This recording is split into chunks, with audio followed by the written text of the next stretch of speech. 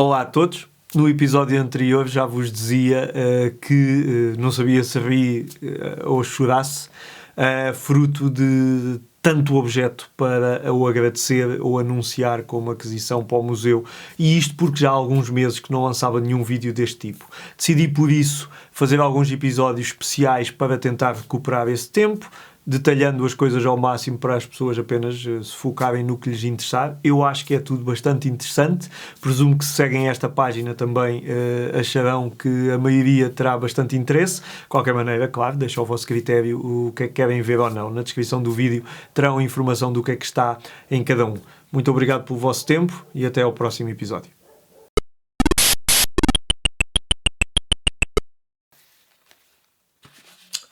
No episódio número 0, a talho de foice, usando a expressão portuguesa, disse-vos que comentei se sabiam que a Sinclair também tinha feito algo que não era um telemóvel, mas era um telefone sem fios. Portanto, o princípio é o princípio dos telefones DECT, portanto, que se usam ainda hoje nas nossas casas, sem fios. Mas aqui era um princípio de uma comunicação entre várias bases e, portanto, a Sinclair terá desenvolvido para esta empresa Shay Communications Limited um telefone chamado Forum Personal Phone. Eu percebi-me, já tinha lido sobre isto, apercebi-me disto, penso que em conversa com um colecionador suíço amigo, que já me ajudou com algumas coisas no museu, e que depois, não sei se foi ele que me chamou a atenção que estavam no eBay, se fui eu que descobri, mas portanto identifiquei um telefone destes. Eu tenho ideia que há um outro modelo, que ainda não tenho, mas portanto identifiquei e achei que era claramente um objeto que tinha de trazer para o museu. Está muito maltratada a caixa, ele não está a funcionar, eu já ensaiei. A pilha estava morta, portanto aqui fora um personal phone, guarantee, portanto aqui a garantia do telefone. Tinha umas peças adicionais, uma base e um carregador. Aqui o manual. Portanto, um manual aqui desdobrável da tal Shay Communications. Aqui o manual com a explicação das várias funcionalidades do telefone. E, portanto, para muita pena minha, ele não está neste momento, não liga sequer. Ele tem uma bateria muito estranha. Ele vinha com esta bateria, com a própria marca do telefone, a dizer Forum Personal Phone. Parece uma bateria normal, mas é uma bateria inorgânica de lítio Type T 1100. 3.6 volts. Eu já nem me lembro, isto acho que até tinha uma validade que obviamente já passou há anos e anos, mas portanto isto foi feito, pelo menos o invólucro foi feito aqui para a Shay Communications. Eu adquiri uma bateria equivalente, são estas baterias 14500, mas o que é certo é que ele não dá qualquer sinal de vida. Eu não tentei ainda abrir nem nada disso, não sei se o vou fazer, depois iremos ver. Quanto ao telefone, ele está aqui. Portanto, isto parece quase o telefone do Matrix, portanto aqui com a coisa a abrir também, tem um botãozinho para abrir, portanto cuidado para não partir, e portanto não deixa de ser mais um objeto extremamente interessante. Não havia telemóveis quando isto foi feito. Não há qualquer referência ou identificação à Sinclair nisto, mas é um dos objetos que inclusivamente familiares do Circle Life Sinclair me confirmaram e que já se tinham disponibilizado para emprestar para o museu. Há mais algumas coisas muito pouco conhecidas da Sinclair, empresas que ele lançou para produzir coisas na área dos semicondutores, coisas na área de satélites, entenda-se setores de satélite, e portanto são coisas que eu naturalmente estou atento para o museu, mas portanto é um objeto que irá para o museu rapidamente para estar em exposição junto com as outras coisas que o Circle Life Sinclair foi fazendo e que presumo que a maioria das pessoas não conheça.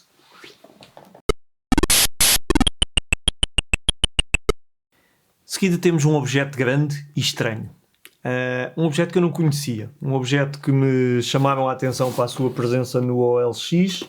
Penso que foi o Vasco Gonçalves que o identificou,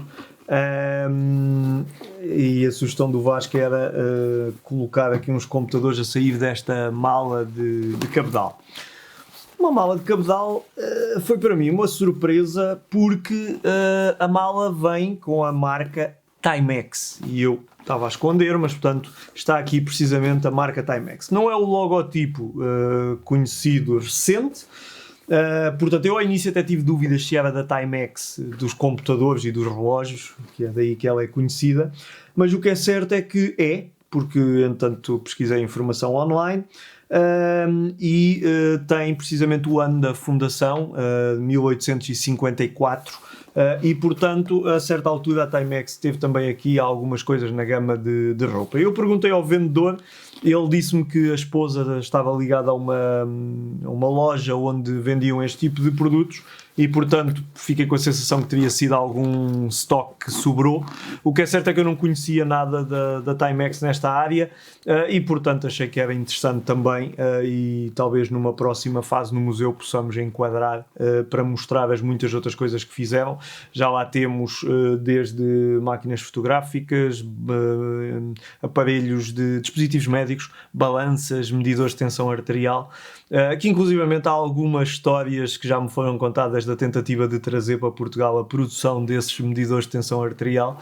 Isso já me foi contado na primeira pessoa, mas portanto isso são tudo pormenores que vamos juntando para depois, então, quando reconstruirmos esta história nos próximos 2 anos, diria eu, podermos ter muita coisa a partilhar, e estou certo que muita surpresa, até para mim todos os dias.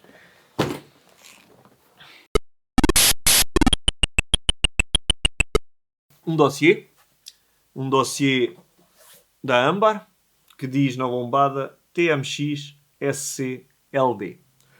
Este dossiê veio de uma das pessoas da equipa de engenharia da Timex Portugal, o meu amigo R. Morgado, que já forneceu diversas coisas que estão no museu em exposição e que, ao rever os seus caixotes, encontrou mais algumas coisas e fez chegar para agora ser então alvo de estudo, análise, documentação e tudo mais que consigamos fazer para preservar estas peças de história. O dossiê tem uma parte adicional, que é este diagrama, é o esquemático do TS 1500 versão ULA. Há 2 versões da placa, uma com uma ULA e uma com o integrado feito em Portugal, já uma Gate Array. Portanto, eu não sei se isto já está disponível ou não. Isto não tem indicação, aqui de nenhuma data. Usar no issue 1 é o que diz aqui. E portanto, Modulator, USA 1, USA 2, USA 3. E pronto, portanto, este esquemático, se ainda não estiver disponível, depois naturalmente vai ser digitalizado e partilhado. Quanto ao resto, que é o conteúdo do dossiê, nós temos aqui basicamente um Technical Reference Manual do Timex Sinclair 2068, ou seja, do americano. Timex, portanto, é um documento da Timex Computer Corporation, Waterbury, maio de 1984.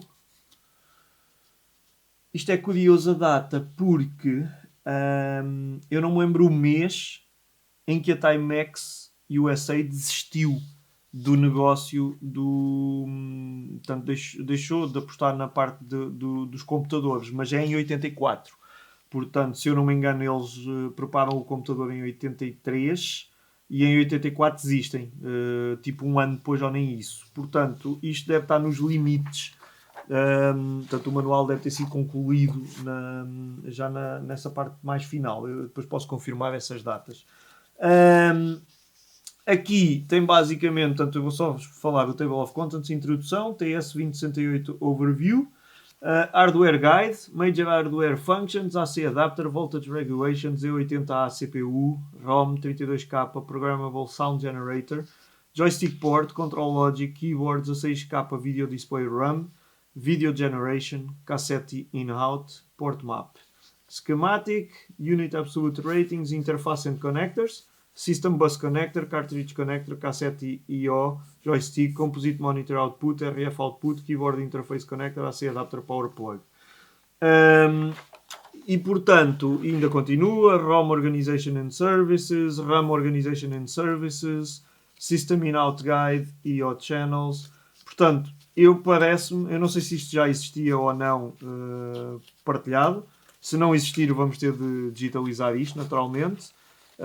Known bugs, mas basicamente isto parece uma documentação mais detalhada que possa existir sobre os internals do 2068 americano, que apesar de depois ter sido muito alterado, obviamente também influenciou de alguma forma as coisas do 2068 português.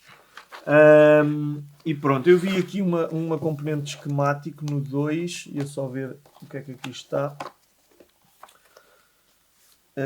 Eu recordo que nós temos no museu o design, portanto o esquemático, versões digitais que imprimimos com a autorização do autor, do Gary, não me lembro do resto do nome agora, mas portanto deste computador, ou seja, como é que se chegou à carcaça do computador, que está aqui representada numa das imagens, mas portanto o design desta carcaça é uma coisa que nós temos também já no museu a explicar a concepção do mesmo. Estava a ver então se aparecia o esquemático, mas não, já estou na secção 3, portanto o esquemático está aqui em alguma parte para trás. Portanto, é algo que tem de ser bastante aprofundado, é algo que eu espero que também que os interessados na parte mais da hardware contactem e se envolvam e ajudem. De qualquer maneira, é algo que a minha promessa é de que não será de forma alguma esquecido ou perdido ou qualquer coisa desse tipo, e portanto o próximo passo, digitalizar naturalmente também tudo isto. Muito obrigado ao meu amigo R. Morgado.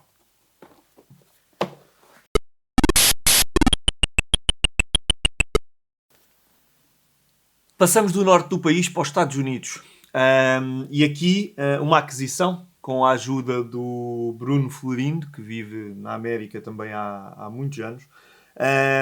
E portanto o Bruno teve a gentileza de receber uma encomenda que fiz no eBay nos Estados Unidos de uma revista que tem obviamente aqui um interesse especial para nós. Eu refiro-me à revista Timex Sinclair User, que é um spin-off da Sinclair User, e portanto isto é uma coisa que estava documentada no museu, na parte da biblioteca.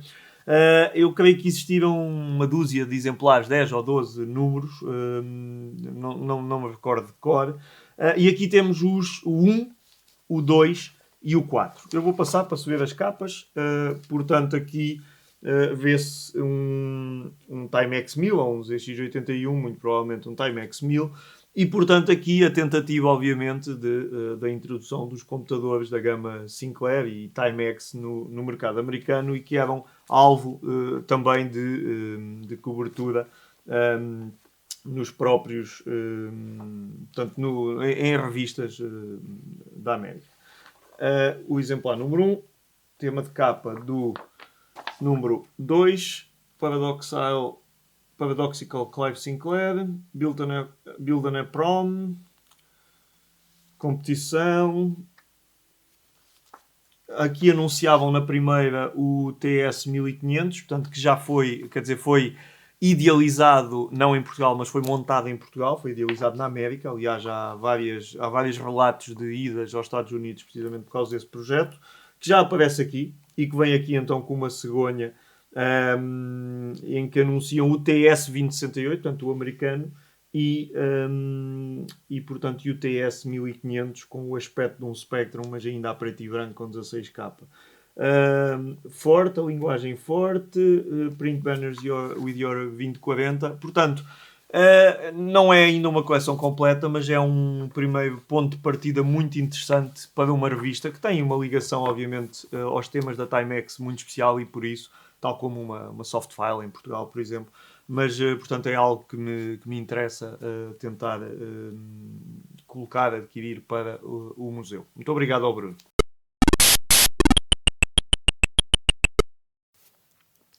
Nem sempre tenho tempo para ler tudo, mas este livro já o li. É o livro dos 35 anos do INESC. O INESC é uma parte essencial da história da computação em Portugal, com diversas coisas. Obviamente a que mais me chama a atenção, a ligação, a colaboração com a Timex no desenvolvimento dos gate arrays e tudo isso. Estou por isso em contacto com várias pessoas ligadas ao INESC, algumas que estiveram envolvidas na época, outras com quem fui falando pelos cargos que desempenham. Falei com o professor Tribolé no passado, que prometeu que viria à Cantanhede à inauguração do museu, que agora não será inauguração, mas será um evento quando houver condições para o fazer. Entretanto, o professor Arlindo Oliveira surgiu também, portanto, na direção do INESC e, portanto, eu penso que ele já é neste momento o presidente do INESC e, portanto, eu tive uma conversa com ele para perceber duas coisas. Uma, o que é que ele se lembrava da época e da ligação ao Spectrum e tudo mais, e isso é uma coisa que já tenho documentada. Mas depois falámos também sobre o papel do INESC em tudo isto e do INESC poder, de alguma forma, também apadrinhar, entre aspas, o museu, uma vez também tratamos um bocadinho da história deles. O professor Arlindo Oliveira fez questão de me oferecer o livro dos 35 anos do INESC. Para muita infelicidade minha, não fala na componente da Timex, mas o livro também explica ao início que é uma coisa escrita passado 35 anos e, portanto, obviamente há muitas coisas que não são abordadas. Aborda os vários polos do INESC, portanto é uma infraestrutura enorme e, portanto, não deixa de ser um grande orgulho para mim esta maior proximidade, tal como a proximidade às pessoas da Timex, naturalmente. E concretamente ao professor Arlindo Oliveira, ao professor Tribolé e todos eles, não deixa de ser um grande motivo de orgulho trazê-los para o próximo do projeto e dar-lhes a conhecer também a homenagem que estamos a fazer ao trabalho deles e concretamente ao Spectrum. E, portanto, é um prazer muito grande colocar no museu também o livro dos 35 anos deles. Aqui o próximo pacote tem uma história que, por um lado, tem de me envergonhar um bocadinho, mas ao mesmo tempo tem de me deixar muito satisfeito com a boa vontade das pessoas para com o projeto do museu.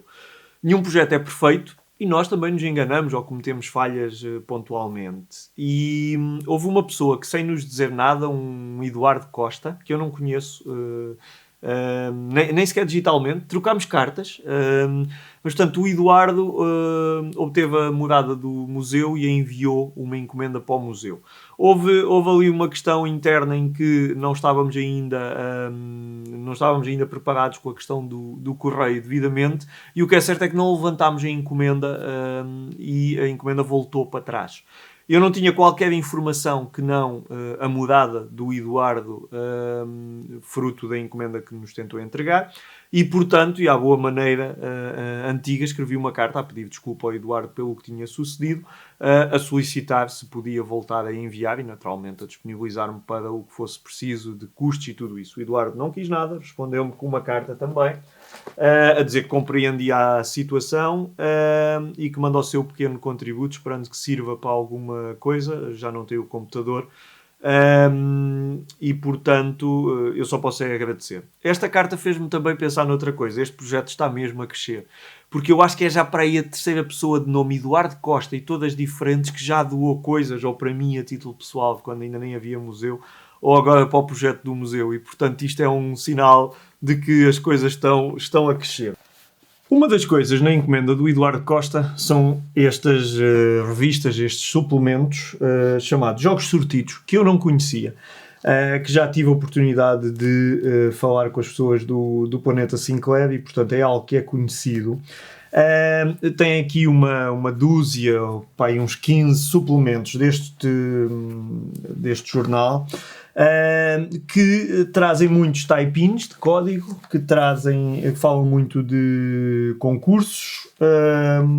Portanto, isto era da zona de Lisboa, pela morada que aparece. Não tem nenhum número ou data, o que vai fazer com que conseguir localizar e ordenar tudo isto seja bastante complicado. O Filipe Veiga, do Planeta Sinclair, anda à procura de um destes suplementos porque tem o primeiro jogo que ele escreveu, no sentido em que copiou o código type-in para o Spectrum. Eu prometi-lhe que ia ver se está aqui ou não, mas pronto, portanto é um bom ponto de partida. Eu sei que existiram para aí pelo menos 40 números, pelo menos, porque há aqui umas referências a dizer para quem quiser encomendar os anteriores que o pode fazer, e portanto aqui podemos dar aqui uma vista de olhos em algum. mas portanto muito à base de código BASIC. Estava a ver se havia aqui assim mais algum pormenor. Astrologia da autoria de Somerville, que foi traduzido para português. Portanto, isto era código que adaptavam. Nhac, nhac. Ok. Ver se havia aqui mais algum pormenor. Tinha também a componente do correio do mês, que é uma coisa que eu acho sempre muita piada, porque nos permite depois ir à procura das pessoas e que é feito delas. E, portanto, é um bom ponto de partida para esta coleção que, se conseguirmos, obviamente, vamos tentar aumentar para ter no museu. Muito obrigado, Eduardo, por esta parte. Mais coisas que vêm na encomenda. Um manual impresso da tradução do manual do Spectrum, do Stephen Vickers, e, portanto, aqui estava em algum tipo de dossiê. Uma base que penso ser para o Spectrum, para o colocar numa posição inclinada. Aliás, temos aqui podemos experimentar. A ver se é ou não. Se não for do Spectrum, terá de ser do 281. É do Spectrum, sim senhora. E, portanto, uma base aqui para manter o Spectrum numa posição mais interessante de utilização. Por baixo dá para esconder uns cabos ou cassetes, ou tem alguma ventilação também, apesar de muito pequena, mas tem. E, portanto, uma peça engraçada. Portanto, uma peça engraçada que não dispunhamos no museu, não tem qualquer tipo de identificação, mas, portanto, é também algo interessante. Depois,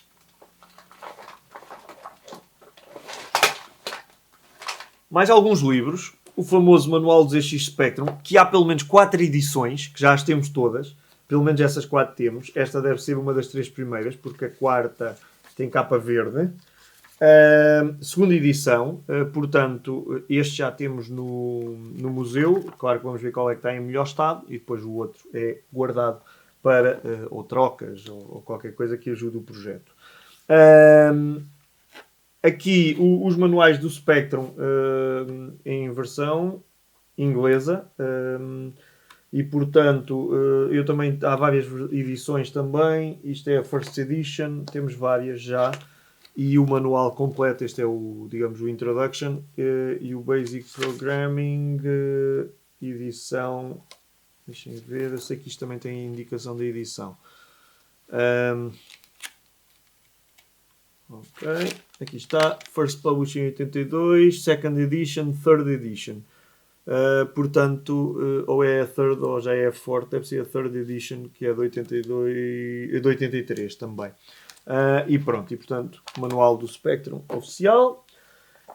E um livro que nós também já temos no museu, João Carlos Azinhais, Jogos e Programas para o Spectrum, um livro português conhecido, e que, com publicidade no final há triúdos. Por acaso isto não me lembrava de ver no que tenho, mas sei que este livro está no museu, isso não tenho dúvidas nenhumas, e portanto vamos analisar à luz do que lá está. Temos aqui outra coisa, que é isto, um catálogo de atributos. Ora, um catálogo de software de atributos com software 1648K e, portanto, software técnico ou profissional. Acho que o Planeta Sinclair vai gostar também desta parte. Software educacional, jogos tipo aventuras, jogos de estratégia. Isto basicamente é uma lista infindável, e os preços na ordem de 300, 400 escudos, esquecendo de inflações 1, 2, 2,5€, 500 escudos. Jet Set Willy, Jetpack, tem um código que pode ser interessante, portanto eu não sei se isto já é conhecido ou não. Naturalmente vou alinhar-me com o Planeta Sinclair para garantir que esta informação é útil e portanto o livro vou avaliar à luz do que já temos no museu. Continuam as coisas do Eduardo, vem um transformador. Este eu creio que ainda nem vi se ele está bom ou não, portanto vai para a bancada e depois é que será guardado. Um transformador normal de Spectrum. Atenção, normal de Spectrum, mas com uma particularidade, que isto nem sequer...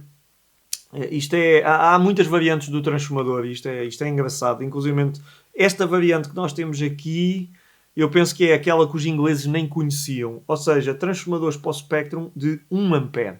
Portanto, o primeiro transformador lançado para o ZX81 era de 0.7 amperes, portanto 700 miliamperes. Depois há uma variante, depois eles lançaram um de 1.2 amperes, portanto mais potente, ou seja, qual é a ideia? Se ligássemos componentes no computador, consumia mais, e, portanto puxava mais para o transformador e portanto havia o risco do transformador não aguentar, e portanto a Sinclair teve de corrigir isso. Aqui pelo meio, mas isso estávamos a falar do ZX81, pelo meio, não sei se nos princípios em Portugal ou qualquer coisa, este diz Euro, alguns dizem UK, mas isto também não é mais do que um autocolante, mas o que é certo é que apareceu uma versão que diz 1 ampere, portanto diz 1000, Euro 1000.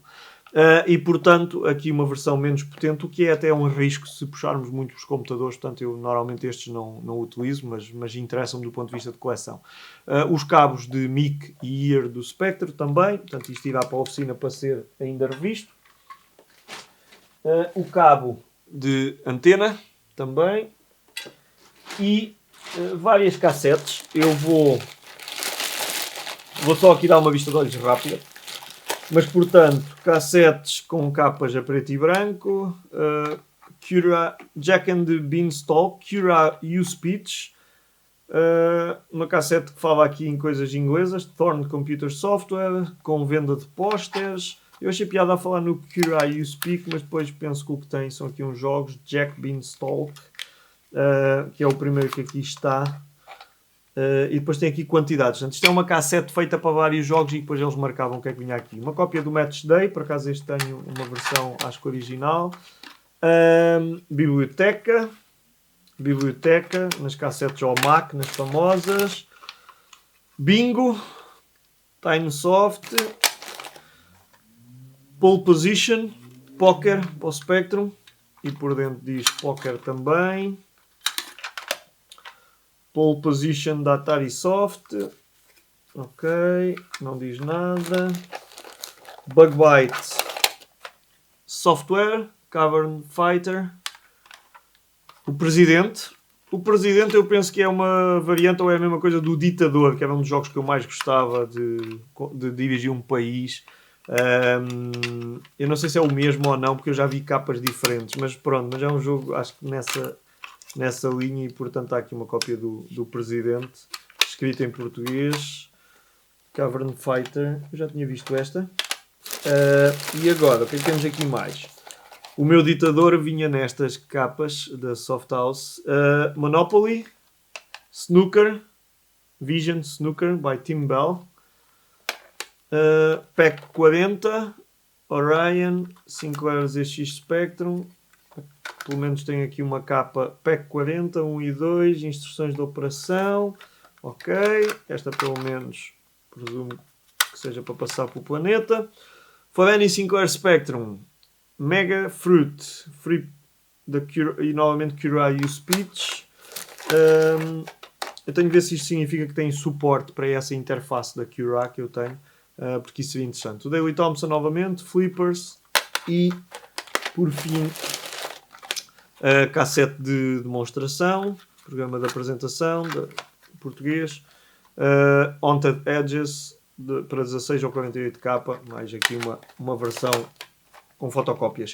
E, portanto, um conjunto de cassetes que depois, naturalmente, vamos passar pelo planeta Sinclair para ver que coisas é que possam precisar de ser preservadas, quer nacionalmente, quer mesmo ter no Spectrum Computing.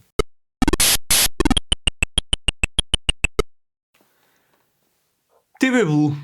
A TV Blue é o antecessor do Next, portanto uma criação do Vitor Trucco, do Fábio Bellavenuto, amigos brasileiros, que estão por detrás da engenharia que depois de alguma forma evoluiu e deu origem então ao Next, aquele computador atual que chamou bastante a atenção dos mídia e que já vai no segundo crowdfunding e que temos no museu. Eu tinha adquirido no Brasil uma destas placas que chegou há pouco tempo. Entretanto, o Miguel Guerreiro em Portugal doou-nos uma que tinha, bem como um protótipo do Next, antes de ele ter sido lançado inclusivamente, que estão no museu desde a abertura e portanto temos no entanto aqui um exemplar que está marcado como o número 194. Eu não perguntei ao Vitor Trucco quantos é que chegaram a fazer, mas não é difícil perguntar-lhe, e portanto é um exemplar do TB Blue.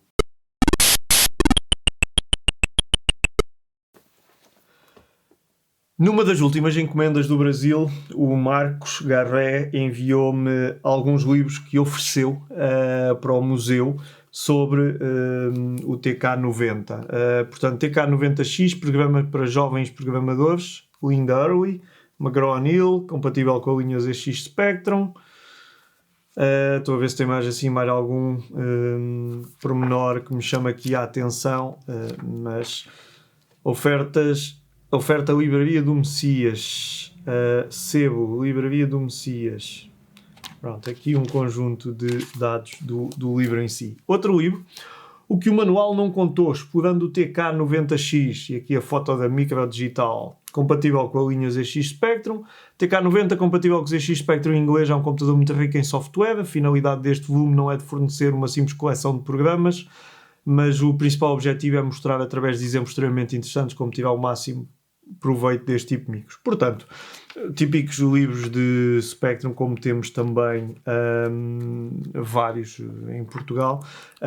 Aqui neste caso, do outro lado do Atlântico, portanto do Brasil. Portanto, muito obrigado ao Marcos. Ainda outro, Nobel TK, Calculando, Vítor Michacqua. Microcomputadores, compra, venda, troca, São Paulo. O Marcos é de São Paulo.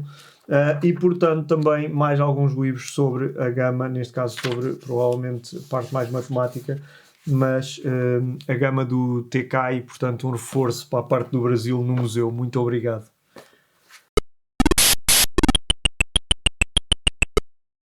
Este objeto, perdoem-me a expressão, esta chinesice, é um objeto que existem muitos parecidos.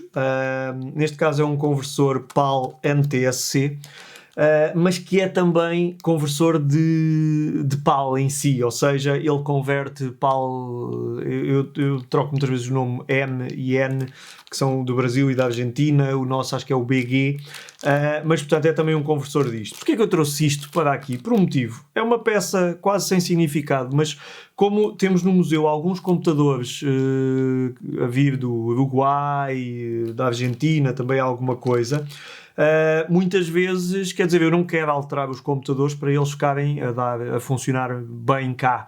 Eu não quero adulterá-los, quero mantê-los o mais originais possíveis. E lembro-me que recentemente estava de volta, penso que era de um 128K que tenho do Uruguai, o modelo 9G, que é um modelo muito invulgar, e por acaso o que eu arranjei foi no Uruguai, não foi de propósito, não andava à procura de nada lá, e sei que depois tinha uns objetos destes em casa e isto safou-me, porque isto resolveu o problema da cor e eu fiquei todo contente, e portanto depois mandei vir mais um ou dois para repor o estoque e poder usar. Portanto, se alguém tiver máquinas que precise de resolver isso, quer dizer, obviamente estarão de certeza informados de que uma coisa destas pode ajudar. No meu caso ajudou.